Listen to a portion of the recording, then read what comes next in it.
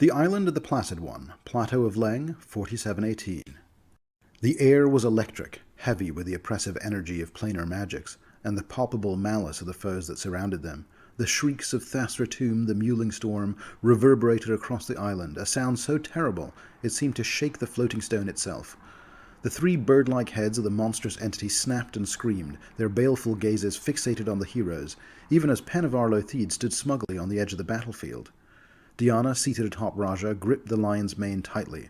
Demi, I'm gonna need you to tell me something really useful right now. Demi crouched low, her crossbow trembling in her hands.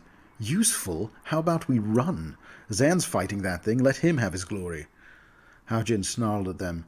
Zan is no match for Thassritoum, he's just blinded by his own hatred. We have to figure something else out. Then a light went up in her eyes. You have to help me move him. I can't kill it, but maybe I can trap it. Aurelius, you're a master of illusions. My thing is demi-planes. You got it? Aurelius was not sure that he did, but moments after she said this, she cast another gate spell, a vast opening which seemed to be slowly sucking in the air around it. Push it through the gate, she cried. Aurelius turned to Marius. He was the strongest among them, the most skilled in terms of combat maneuvers, and the most common target for Aurelius's enlarge person spell. Yet even enlarge, this was a tall ask. Still, Marius knew what he had to do. Aurelius tapped his shoulder, and Marius doubled in size, dwarfing even mighty Dyson. Then he and Dyson went crashing together into Thassritoum, and they collided with the screaming Elder Sackle. It barely budged towards Haojin's portal. Demi cast a grease spell behind the Sackle to help get it moving. Push harder, she shouted. Zan had climbed up out of the dirt and was rejoining the fight. Still hasted from Aurelius' spell earlier, he collided with Thassritoum with as much speed as he possibly could. Between Zan, enlarged Marius, and the inevitable Dyson, Thassritoum was being slowly pushed across the greased ground towards Haojin's hastily assembled demi-plane prison. Finally, Diyanah activated the dire collar on Raja. The lion swelled to truly monstrous proportions and leapt at Thassritoum in a single powerful pounce, smashing him with such force that the oddly shaped monster could not maintain purchase, and suddenly he was pushed through. Haojin looked ready to close the gate, but Zan was faster. No! Close it and you will escape in time. This ends today. The psychopomp flew into the gate after his nemesis. Haojin's eyes widened in alarm. Damn it, she said. Dyson, keep the Taldans alive. Help them kill the wizard. Then she also flew through the gate as well, and it closed behind her. As if on cue, Panivar laughed darkly, his cane tapping rhythmically against the stone. Oh goody, he said. Just me and you. Let's see what you've got. You know, you talk too much, Diyanah said as he urged Raja forward with a sharp command, but the immortal wizard had suddenly put Raja under the effect of a dominate monster spell, and Raja chucked Diyanah from his shoulders and suddenly was turning on him.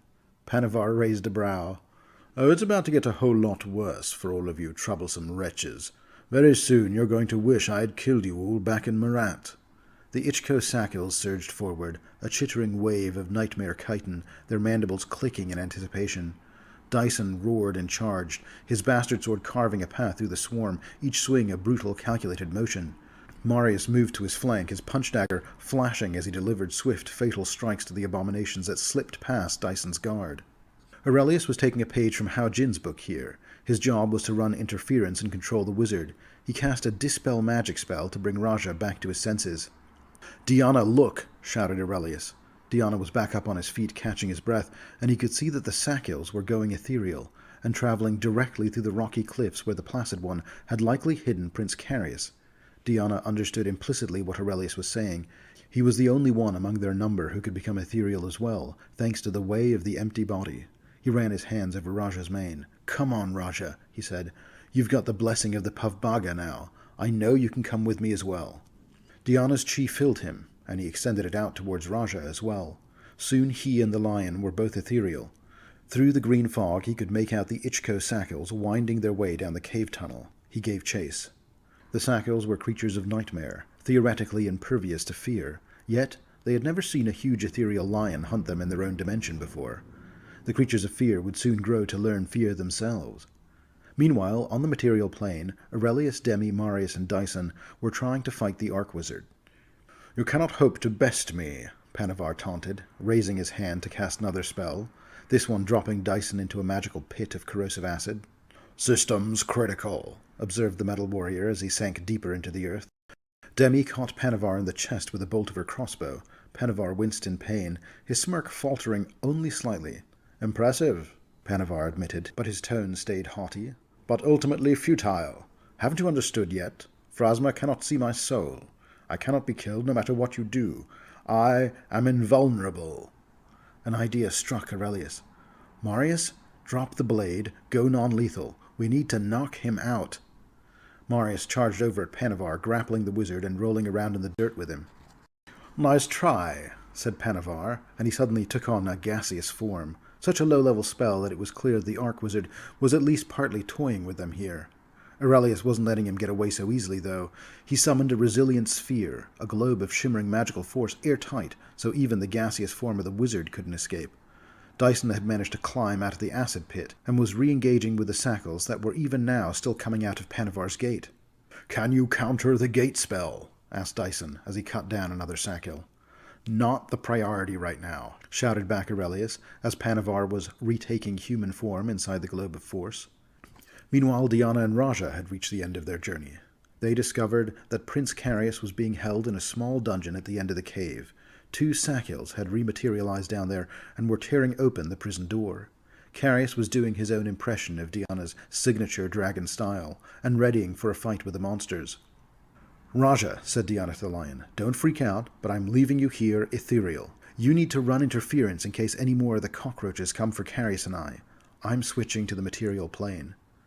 Despite the absurd complexity of what he was saying, Raja seemed to understand. So Diyanah left him and rematerialized beside Carius. "Diyanah!" cried the kid. "Are you here to rescue me again?" Yeah, replied the monk, taking his battle stance.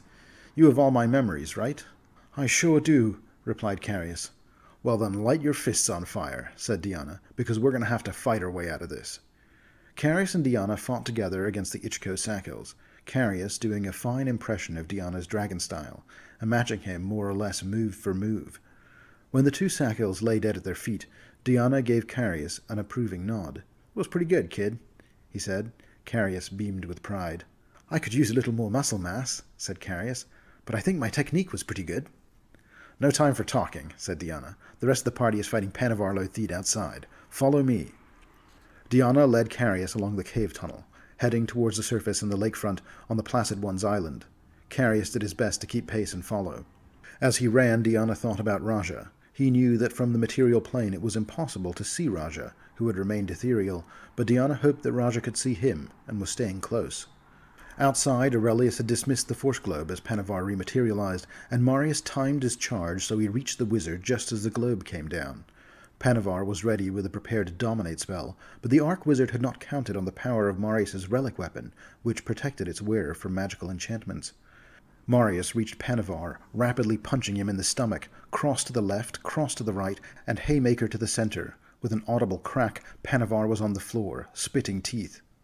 "Just a fleshy shell," he laughed through the blood. "I will make another." "No, you won't," said Aurelius, and he handed Marius the Scion's dagger. "Marius, put this in Panivar's hand, and then kill him." Panivar kicked slightly, but Marius overpowered him. "Vadragan, you bastard, what have you given them?" It was too late for Panivar. Marius had forcibly locked his fingers over the grip of Aurelius's magic dagger and slipped it into Panivar's ribcage. Panivar's body turned to black mist, and then both body and soul were absorbed into the black gem in the pommel of the dagger.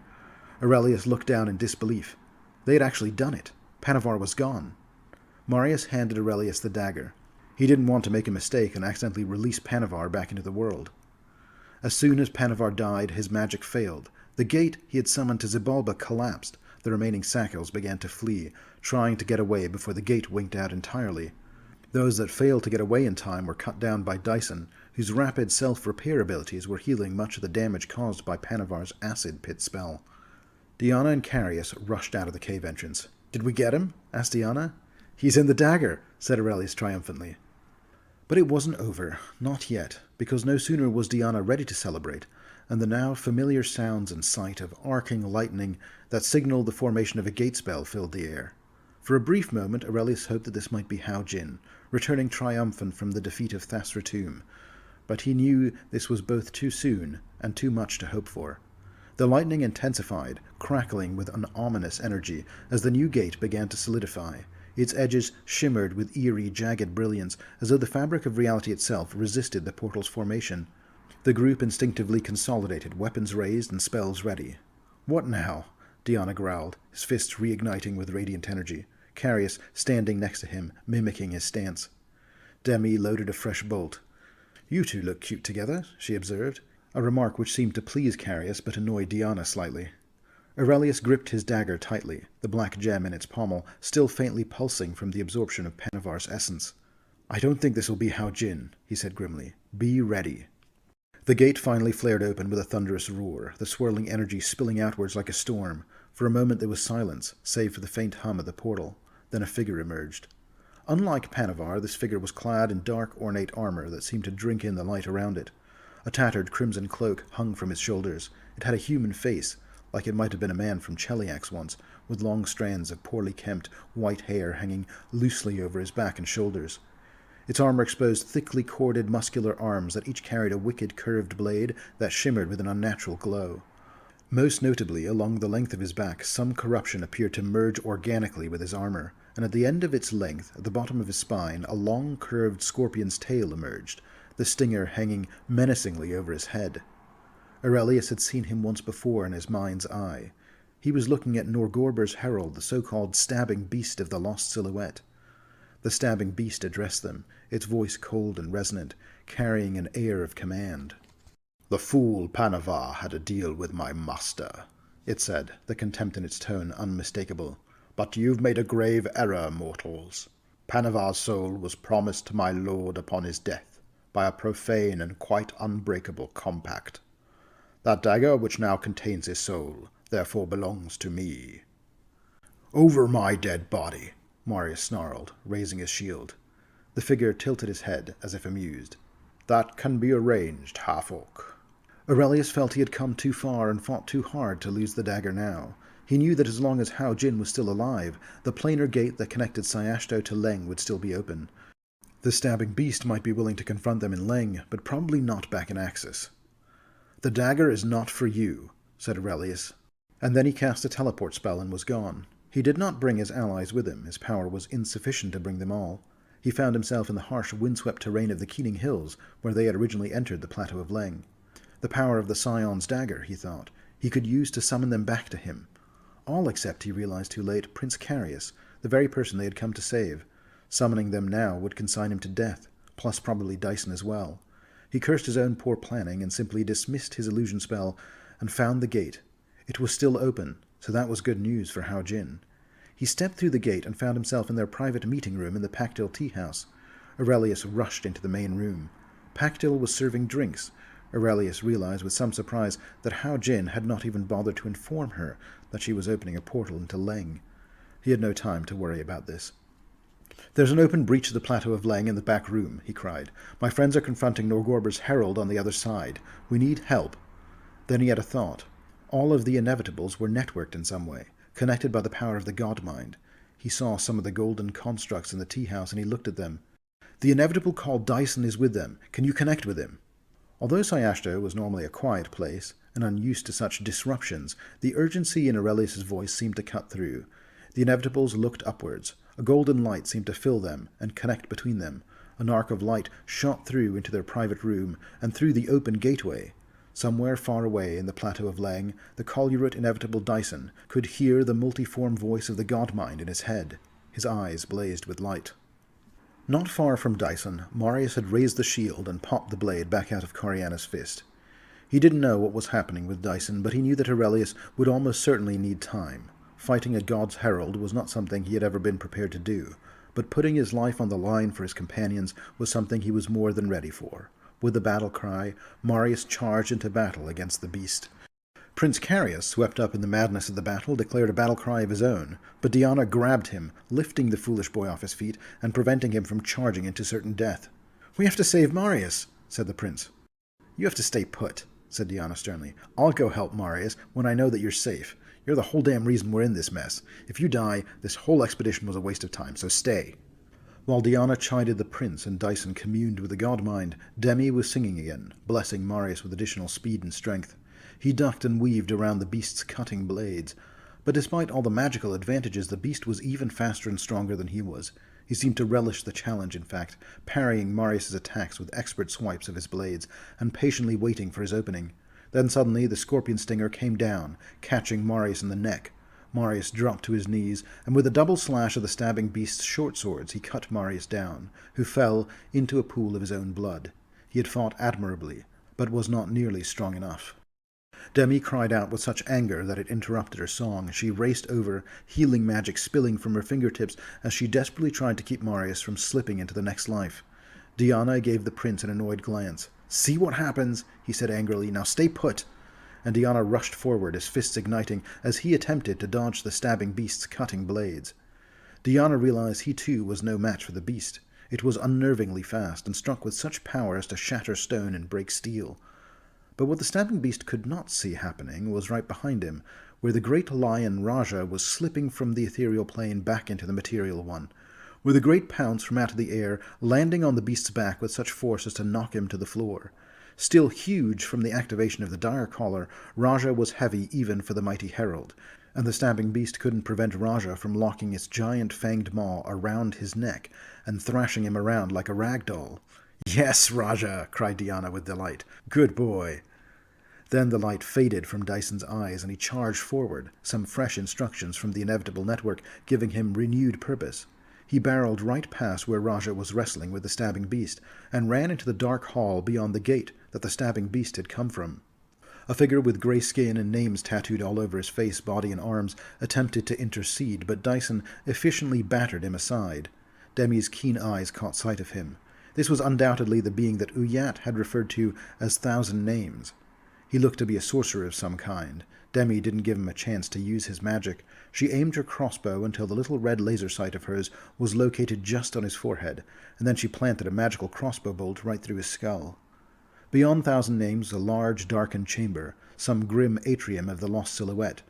Rounded alcoves lined this large room, each niche marked by an ornate archway. In one of the alcoves, chained to the wall, was a large imperiate inevitable, in fine, gleaming armor. It appeared to be in a dormant state. Dyson gripped the inevitable's arm, and it blazed with life. Seeing a mighty magical halberd resting not far from the captured construct, he picked it up and handed it to the imperiate. "Taldaris, you are free," said Dyson. Suddenly awake, the mighty imperiate tore himself from the walls and strode out of the gate to meet the party. Taldaris aimed his halberd at the stabbing beast, who was still prone and struggling against the barrage of claws from the giant lion. Despite being on the back foot, the beast knew it was only a matter of time before he could turn the tide on the big lion. It was just a dumb mortal creature after all. But not so with Taldaris, the towering immortal construct of adamantine and steel. "We have unfinished business," Taldaris said simply to Norgorber's herald. The stabbing beast was no fool. The dagger was gone. Taldaris was a formidable foe. It had taken all his power to capture him the first time. The herald of Norgorber teleported himself back into his dark domain, and he dismissed the gate spell. The right hand of the Reaper looked at them as the gate spell began to close. "Yes, we are not done," he said angrily as the gate closed. "We are for now," said Taldaris. Taldaris, first Emperor of Taldor, had a great affection for lions, and he instinctively came over and made sure Raja was all right. Raja had just begun to shrink back down to his regular but still substantial size as he reached him. Demi had managed to save Marius as well. She had prevented the beast's poison from reaching the half-orc's heart. He would be weary for some time, but he would survive. Diyanah was pleased to see that First Emperor Taldaris thought highly of Raja, and was playing with the great lion's mane of fur. "This is no mere dire lion," observed Taldaris to Diyanah. "This is a young Grisantian, capable of growing to truly prodigious sizes. This is one of the descendants of the famous Grogrisant, the six-sided giant lion that once terrorized southern Taldor. A beautiful creature. You are blessed to have it in your company." He's also been blessed by the Pavbaga of the Serene Circle now. Pretty sure Raja is a unique lion. There's only one like him anywhere in the great beyond. "I do not doubt it," said Taldaris, and the inevitable appeared to sigh deeply. "When the stabbing beast and his friends captured me, I knew that Axis would attempt to mount a rescue. What I could not possibly have imagined is that it would be mortal heroes from my own country of Taldor that would find me. My metal heart rejoices at this news. We're happy to have helped you, First Emperor, said Marius wearily. Now, can we please get back to Axis? Yes, said Taldaris. I owe you a debt I can never repay. Getting you home is the least I can do. He placed his halberd before them, and they knew from their adventures with Zan what they needed to do. They gripped the weapon, and to the unlikely sound of grinding gears, Taldaris activated his own plane-shift ability. The Pactol Tea House, Syashto, Eternal City of Axis, 4718. Suddenly in the middle of the tea house, Demi and Marius, the rescued prince Carius Stavian, along with Diyanah and his pet lion Raja, phased onto the main floor. They were accompanied by two inevitables, the cloaked form of Dyson the Colurate and the heavily armored form of Taldaris the Imperiate. Thank the gods you guys made it, said Aurelius as they appeared, breathing a deep sigh of relief. Largely thanks to you, said Taldaris. I presume you are the companion's ally Aurelius.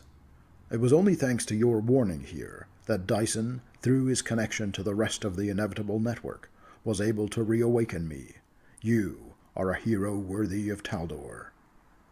This commotion had drawn quite a crowd at this point, and Pactol herself was getting quite annoyed. Do something about this big lion again, please, she insisted, and Aurelius pulled out the wand of Carry Companion and transformed Raja into a figurine again. Diyanah scooped up his companion and bagged him. Pactol continued her angry scolding. And the next time you all decide to open a gate to some dark dimension, kindly do it somewhere other than my inn. Then a great hush descended on the crowd. The door had opened up to the tea house and a figure was standing in the doorway. It looked like a handsome Taldan man in his early middle years, his simple brown hair cropped in a banal side part. His unremarkable appearance did nothing to lessen the shock that his presence had across the bar. Marius couldn't believe how much this figure looked like the portraits of him in every stained glass window of every cathedral bank in Taldor. Abadar, said Taldaris, giving voice to the name that was on everyone's lips. You are fashionably late. I'm glad to see you're okay too, Taldaris, said the god, striding casually into the tavern. Pactol stopped chiding her irresponsible guests and immediately went to fetch Abadar a pot of tea. Everyone stop staring, she demanded, and she indicated her esteemed guests should use the back room again. Abadar walked over to the party of mortal Taldans. They were all speechless. He cut a humble figure for one of the most important gods of their world.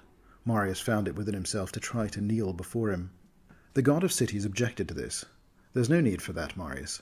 Come, our proprietress is right. We've disturbed the locals enough. Let's move to a more private place. Marius froze completely. It was only Diyanah's enduring irreverence that shook him out of it and got him moving again. Hey, your god knows your name, said Diyanah, elbowing Marius slightly. As Aurelius stepped awkwardly back towards the rear room, he was dismayed to see that Hao Jin's gate was closed. Abadar, our friend Hao Jin, she needs help.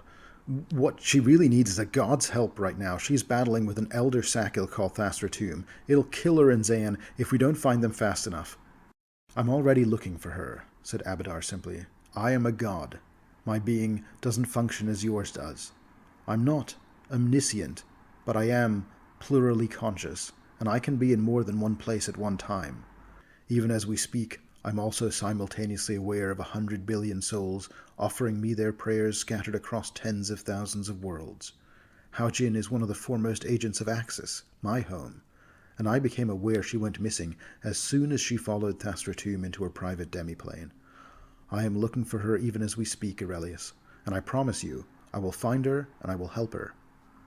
Aurelius began to breathe a sigh of relief, but Abadar continued. However, I should also warn you that Hao Jin is a mortal of astonishing subtlety and arcane power.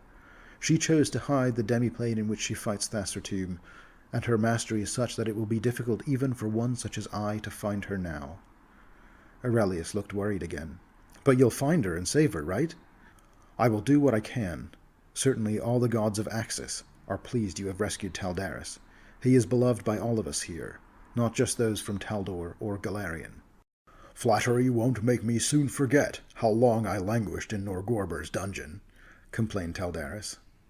We sent Hao Jin to find you, said Abadar. If that doesn't indicate how important you are to Axis and the god mind, I don't know what could. When she sets her mind to something, she never fails. She is formidable, agreed Taldaris. Let us hope she is not beyond rescue herself. Now, you don't often make appearances beyond Acton. To what do we owe the pleasure of a visitation from Abadar in the flesh? I've come to assist with a few final matters. I heard through the Godmind's whispers the conversation you all had with the stabbing beast. You have a soul in your possession that Norgorber wants. If Norgorber wants it, then I know that I don't want him to have it. Right, said Aurelius, and he drew forth the Scion's dagger. His name is Panivar Lothide. He's a wizard who somehow found a way to prevent his soul from entering the river. As such, he cannot die. He had also somehow hidden his soul from Pharasma's view. She could not see him, but she had sent the psychopomp Zan to investigate some of his other breaches of the laws of death. We realized if we killed him, his soul would just escape, probably to his private demiplane, so we knew we had to trap it here. Abadar nodded and listened. Aurelius wasn't sure how much the god of cities already knew, or would understand implicitly, but Abadar was courteous enough to allow him to finish his explanation before responding. "May I see the dagger?" he asked. Aurelius handed the Scion's dagger over to Abadar. Abadar fished out a small crystal sphere from a belt pouch. Aurelius watched him concentrate, and it looked as though Abadar was slowly drawing the soul of Panivar out of the dagger and into the crystal sphere. "There he is now," said Abadar. "I've got the soul, separated from the body, which is still in shadow form and in the dagger, which I'll give back to you now, Aurelius." Aurelius picked up the dagger, glad to have the body back, as he was fairly eager to get his hands on Panivar's spellbook when all this was over. "What are you going to do with Panivar's soul?" asked Demi. "You know, Demi, I've been thinking about that for some time. I know that Pharasma will want for this to go the way of all things, for Panivar's soul to be taken to the boneyard for judgment. But of course Norgorber's interest in him gives me pause. He could prove troublesome in his post-mortal life, even if Barzak the Passage erases all his memories from his last life. So I do have another idea, a little more unorthodox perhaps." "What's that?" asked Diyanah. Marius was still finding himself unable to speak. He was feeling hot on his chest, where the key pendant of Abadar was resting on his skin. "Do you know why my holy symbol is that of a key?" asked Abadar. "Because of the first vault," said Marius, suddenly recovering his voice. The first vault was a legendary repository created and protected by Abadar. Located in the capital of Acton, the vault was said to house perfect copies of everything that had ever existed, from natural objects to many varied things designed and crafted by mortal hands all across the universe. "That's one of the reasons, yes," said Abadar.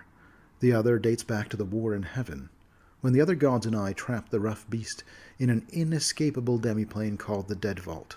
You see, I crafted the key to the vault, a key which I still possess. I am considering giving Panivar Lothide exactly what he wants, eternal life, but not on Galarian, instead in the Dead Vault, a gigantic hollow world thousands of miles in diameter. Devoid of light, the Dead Vault is now filled with a chitinous ocean of Rovagug servants, a grim place to spend all eternity for sure, but a place nor Gorber nor any other dark power save for Rovagug will ever be able to find him." Aurelius was shocked. "You'd risk opening the Dead Vault to trap Panivar inside?" "There are ways of opening small, secret passages, paths too small and hidden to compromise the security of the vault. Panivar would never be able to escape." "Well, that sounds pretty great," said Diyanah. "I say you do it." "What about Pharasma?" asked Demi.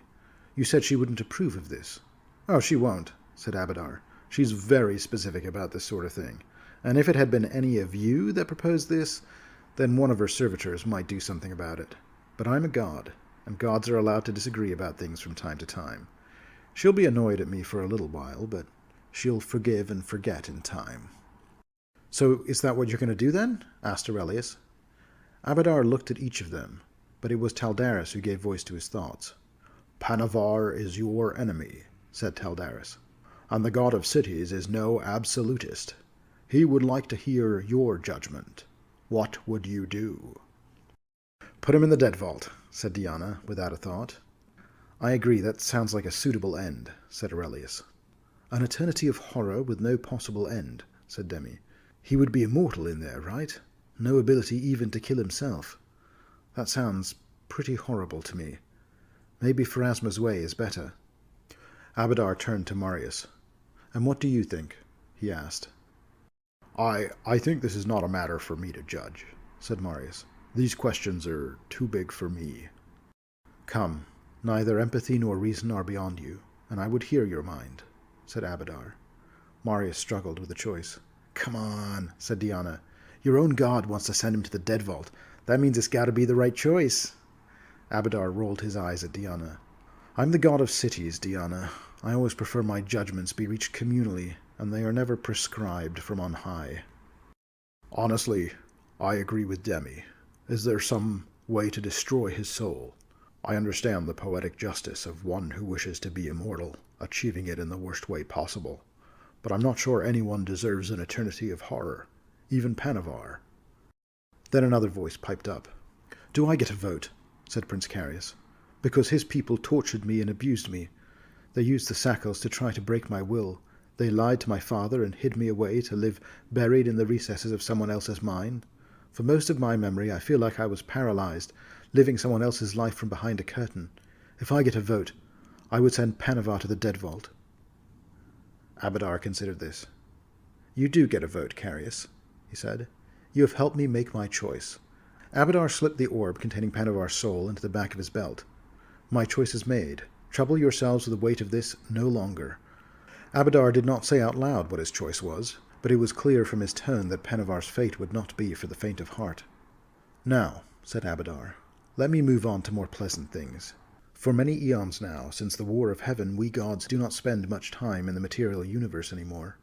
Our exposure to our mortal worshippers is almost strictly through our clergy, so it's a rare delight to be able to spend time with one in the flesh. I'm sure you all wish to be returned to Taldor soon, to return Carius to his sister, and to see that Taldor is protected from the civil strife it faces. But if you will allow me an indulgence, I would like to speak with Marius for a while, and maybe show him something in the first vault. I could see the first vault, said Marius with surprise. Just a trifling sight, he said cryptically. One which I think would please you. Of course, said Aurelius. We would never deny Marius such an opportunity. Take your time. We'll be ready to go when he is. So the god of cities turned to Marius. Are you ready? He asked. I guess, said Marius. That was good enough for Abadar. The two of them disappeared from the room. That left Aurelius, Demi, and Diyanah to speak with Taldaris. They explained all that had happened in Taldor since the Exaltation Day massacre. As they had already figured out, that was more or less exactly when Norgorber and the Stabbing Beast had kidnapped Taldaris. Oh, and before we ask anything of you, said Aurelius, interrupting his own story, this locket I have belonged to your friend Quarit. Ha ha, laughed Taldaris. The old sop kept those lilies with him all these years. Thank you. I'll be sure to return it. Diyanah made a nervous grimace. I should also probably tell you I've been wearing your awesome lion ring as well. Keep it, said Taldaris. My fingers are too fat now for the ring anyway. It's a powerful magic item. It belongs in the hands of a Taldan hero, and I'm not that anymore. They continued telling their story, and as they described the impending struggle, it became clear the possibility of a civil war was heartbreaking for Taldaris. But Taldaris, despite everything he had been through, felt that it was too taboo for he himself to intervene in Taldor's politics directly. Returning to Taldor to try to avert the civil war, to announce support for Eutropia, or any other such direct intervention, was not something he could offer. However, he was able to summon forth the Mantle of Kings, an ancient relic, magically enchanted to contain a sliver of his own soul. With this mantle, he explained, an appropriately named custodian of the mantle, who should take an honored position as an advisor to the emperor, could place it upon the shoulders of a prospective new emperor. If that emperor was worthy of carrying the title, then the mantle would glow, thus signifying that Taldaris himself would have approved of the choice. In my time, said Taldaris, the custodian of the mantle was the one who enchanted it, my old friend Aradin, when he was still a mortal man. I can think of no better custodian for this day and age than the wise wizard Aurelius. Aurelius made a nervous expression, while the large inevitable placed the mantle upon his shoulders. Those sound like big shoes to fill, he said awkwardly. Meanwhile, as Diyanah and Aurelius were continuing their discussion with Taldaris, Demi had taken a moment to catch up with Dyson. Hey, Dyson, said Demi, stepping out of earshot of the other three. I just wanted to thank you again for taking me to see that little slice of Androffa when we arrived. I'll never forget it." "You're very welcome," said the reserved Inevitable, and then he added, "There is something else I've been meaning to ask you as well." Dyson paused, fishing for words. "Well, let's just say, I was there during the conversation with Quarit, and I heard you indicate that you feared death." "Oh, we're getting into that now, are we?" said Demi, with a slight annoyed tone in her voice. "Yes, I am," she said. "I know there's an afterlife waiting for us, so I suppose I shouldn't be that scared. But, well, I'm worried that I won't be me anymore. Even if my soul endures in some form, I'll be transformed. I thought I'd live forever. Now death seems around the corner." Dyson didn't reply right away. He just sat and listened. "You were an android once, right?" asked Demi to fill the silence. "Yes," replied Dyson. "Did you self-terminate, like many of our kind do? And if so, why?" "I did. In fact, I did it at almost exactly 100 years of age."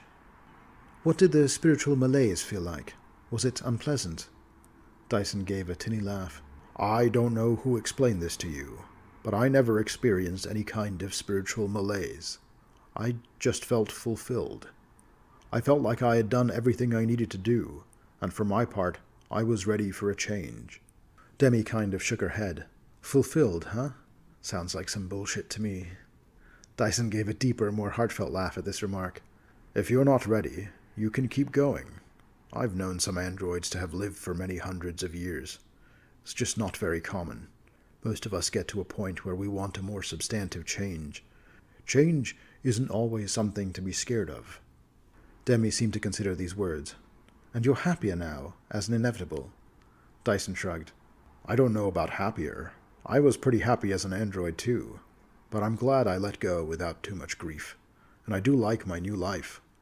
I don't know what I was expecting, but battling monsters in Leng isn't something I would have done in my other life. I'm in the right place at the right time for me right now." Demi nodded at him. "Good talk," she said. "One more thing," said Dyson. "Whether in this life or the next, if you ever find yourself in the Eternal City once again, come find me, Demi." Demi smiled at the robot, his inevitable expression so difficult to read. She stood on her tiptoes and gave him a kiss on the forehead. The First Vault, Acton, Eternal City of Axis, 4718. Marius's world had shifted as Abadar had extended his hand to him, and in an instant they stood before the gates of the First Vault. It stood as an imposing golden edifice that radiated divine precision, a seamless blend of function and artistry. The gates gleamed with an otherworldly light, adorned with geometric patterns that tessellated endlessly, and yet never seemed to repeat in pattern. Every line, every angle was perfect. Marius felt his breath catch in his throat. Without ever knowing it, he had dreamt of this place since he was a child. "You honor me, Lord Abadar." Abadar, the god of wealth, cities, and civilization, stood beside him, and it was such a strange experience for Marius to be standing beside the entity whose symbol he had worn around his neck since he was a boy. Marius also noted with a start that he was taller than Abadar's avatar. That also seemed odd to him. "This is as rare a treat for me as it is for you," said Abadar. "Showing off the things we make. That's something that delights mortals and gods alike. And I'm excited for you to see this. What do you know of the First Vault?" "If I recall correctly, in the vault you keep a perfect version of all things," said Marius, quoting what every Abadaran cleric had ever told him. "Every invention, every creature, every idea that mortals have or will conceive, preserved in its truest, most idealized form. From these, it said, civilizations draw their inspiration." Abadar smirked. "Well, don't tell anyone, but that explanation is ever so slightly apocryphal. I have some fantastical treasures in the First Vault, but a perfect version of everything. Mortals invent new things every day. I'd spend all my days collecting things if that were true." "I do have some perfect things, though, and some perfect blueprints, that's true. But my favorite things in my collection are perfect moments. Instances frozen in time that remind me what it means to me to be a god in the first place, why I fought in the War of Heaven to protect the young universe, and why I keep caring about the work of mortality and their creations. It's one of these that I intend to show you." Abadar gestured towards the guardians of the gate, and they opened silently, revealing an interior that seemed impossibly vast, as though the entirety of existence could be housed within. Marius stepped forward, his footsteps ringing with a clarity that resonated deep in his soul. Inside, the first vault was a marvel of divine design, walls of gold-veined marble stretching into infinity, inscribed with countless symbols and runes. Alcoves and chambers branching off in every direction, each containing immaculate representations of every creation ever conceived. Buildings, tools, creatures.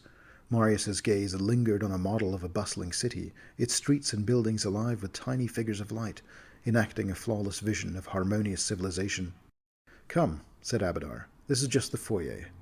Marius followed him down a long golden corridor, flanked on each side with arching doors, leading to rooms each marked with a text he could not read.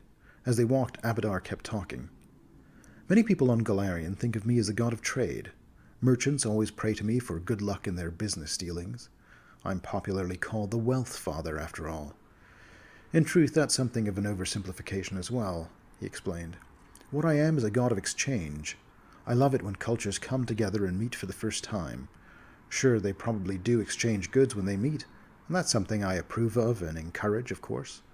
But they also exchange ideas. That exchange of ideas leads to some of the most astounding innovations, things that would never have occurred if these cultures had remained isolated." Then Abadar stopped before a door and paused. "And sometimes when two cultures meet for the first time, their first exchanges lead to something even more profound." He pushed open the door. They stood now in a humble cave, far removed from the perfection of the vault. The air was warm, lit by the soft glow of a hearth fire crackling in the center of the space. Smoke curled upwards through a natural chimney in the stone ceiling, carrying with it the earthy scent of burning wood, and something primal, ancient. The walls of the cave were adorned with simple markings, carvings and smears of ochre and charcoal that told stories of survival, of community, of beginnings. At the heart of the cave, on a rug fashioned from the thick pelt of a cave bear, sat a crude wooden crib, hewn by hands both strong and careful. Inside lay a small figure, swaddled in animal hides, its tiny hands clutching instinctively at the air. The infant's skin was a dusky green, its features a blend of orcish strength and human softness. Its eyes, wide and curious, glimmered with a spark of intelligence and wonder far beyond its years. "What is this?" asked Marius. For millennia, the orcs lived in the Darklands. They didn't come to the surface of Golarion until they were pushed upwards by the dwarves during the quest for the sky. But the emergence of the orcs wasn't the first time orcs and humans ever met on Golarion. That happened thousands of years earlier, when a Kelid tribe explored a large cave system in the Mindspin Mountains. Everyone thinks the first contact between human and orc was violent, but it wasn't. That first contact was collaborative. Those Kelids brought the orcs meat from the surface, and the orcs offered in exchange curative mushrooms collected from the Darklands. But nothing was as significant in this first meeting as this. Abadar leaned over and pulled the blanket back on the crib, and pulled back a tiny half-orc child. "This is Makara," said Abadar, "the very first half-orc. Would you like to hold her?" Marius couldn't say anything. He just shook his head yes, as tears stung at his eyes. He had no idea what to expect when Abadar offered this, but the feelings churning in his chest were too complex, too powerful to put into words. He took the baby from Abadar, and tears swelled in his eyes as the happy child giggled and reached forward. "This is beautiful," said Marius at last. "It is, isn't it?" said Abadar. "A perfect moment, I think. Now, your friends will be growing impatient. Let me take you back." Marius wiped the tears from his face with his sleeve and handed the child back to Abadar, who returned it to the crib. With a wave of Abadar's hand, the cave faded, and Marius found himself back in the Pactyl tea-house, the echo of that moment still resonating within him. "Everything okay?" asked Demi, seeing the red that still stung Marius's eyes. "Yes," said Marius. "I have seen things I could never have imagined. My heart is full." Then he paused and looked over at Aurelius and Diyanah. "Now let's go kill Pytherius." End of chapter. Hi there, I'm the Mythkeeper. You've just watched the season finale of my Pathfinder 616 War for the Crown series for Season 4. And we are concluding our adventure in Access with this episode. I feel like this was a, if I pat myself on the back here, I think this was a master stroke of GMing here. I managed to pull together all the threads. I used a lot of interplanar travel, but essentially I knew that once we got to the end of Leng, I didn't want to have another dungeon crawl into the Lost Silhouette. So I knew that the minute that the Placid One died, I would do Panivar, and then I would roll right into the Herald of Norgorber, the Stabbing Beast, the Reaper's Right Hand, for which this episode is named.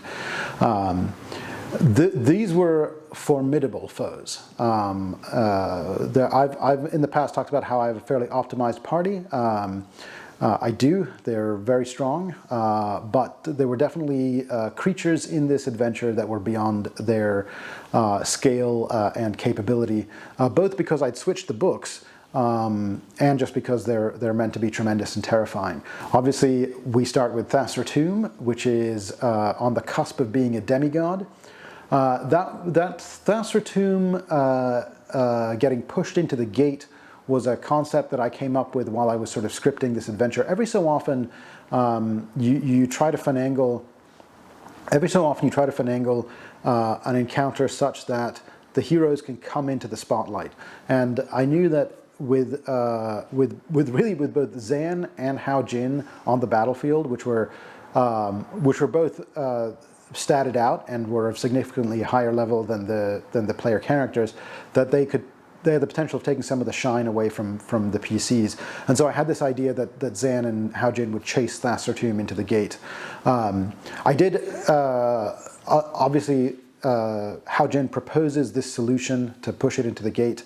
But then the checks that were made, the combat maneuver checks to move Thassritoum, were made by Marius, they were made by Diyanah, they were made by Raja. There was a lot of aid and other checks. There was a skill challenge, as I've referred to it in the past, that enabled them to essentially conclude that combat, because a direct confrontation with Thassritoum would have been beyond their means. And then we got to have a fight with Panivar without Hao Jin, which is exactly what I wanted. That was a tense fight, also because while they're fighting Panivar there's also the complexity that Panivar is looking for Marius. And so Diyanah essentially had to leave that combat. Diyanah and Raja both left the combat to go protect Marius in the prison that the Placid One had put him in, and that left just a small number. that left Dyson once again being played by Rankle's player. That left Dyson in the fight, and then also our three main PCs to take down Panivar by themselves. Ultimately, there was an aha moment where Aurelius realized, I can use the Scion's dagger to kill Panivar. I don't know for sure if that's if a whole bunch of playgroups sort of figured that out. I definitely feel like the Scion's dagger exists in this adventure specifically to kill Panivar, because the book essentially explains that anytime Panivar dies, he'll basically reconstitute like a day later in his private demi-plane. He is unkillable. But they give you a device that if he's killed while holding the device, then his soul will go into it. So I'm sure that it's not spelled out anywhere in the book, so this is what the dagger is for, but I'm sure that was in the designer's mind as they went through it. Anyway, Aurelius kind of figured it out, does the trick with the dagger, and then it's still not over, because then as soon as Panivar dies, then his contract with Norgorber goes into effect, and instead of the players having to go to the Herald's domain, the Herald comes to them. The Stabbing Beast, like Thassritoum, is exactly, I left him statted out exactly as he is in the book. He's monstrously strong, especially since my players were relatively underleveled. Marius charged right into him, got cut down. But then Raja managed to get, enlarged Raja with a very high, with improved grab, pounce and improved grab, very high combat maneuver bonus, managed to grab the Stabbing Beast and thrash him around. Not able to kill him necessarily, and I do think, given time, the Stabbing Beast would have overpowered Raja, but was able to kind of debilitate him for long enough that they could rescue Taldaris. At which point, once Taldaris had come out of the Stabbing Beast's demi-plane, the stabbing beast decide, I'm gonna exit this whole situation. I'm clearly gonna lose this fight. I don't want to fight Taldaris again. And it was a really satisfying, I think, conclusion to the adventure in Leng, but we're not quite done yet at this point. I got a little bit more denouement coming out at the very end of this episode. I still had not had a fun moment with Marius and Abadar, and I knew I wanted to do that. So at the very end, Abadar shows up. He's got a solution for the problem of Panivar. And he, as the god of cities, believes in some form of democracy. He has a vote about what to do with Panivar. After, mind you, he proposes that he can put Panivar in the Dead Vault. And the party is split 50-50 on this issue. And so Carius being around means that Carius gets the deciding vote, and Panivar is promptly placed in the Dead Vault by Abadar. We get a fun little moment between Abadar and Marius that I think hopefully people enjoyed, kind of a touching moment. And our players are whisked away back to Taldor to complete the war for the crown and hopefully crown Princess Eutropia. Oh, and of course, Aurelius has become the custodian of the Mantle of Kings, and he has now been given special authority to determine if the next Empress is indeed worthy of being Empress. That's all I got for you. The next season of Pathfinder 616 War for the Crown will be coming at you very soon. Thanks so much for watching.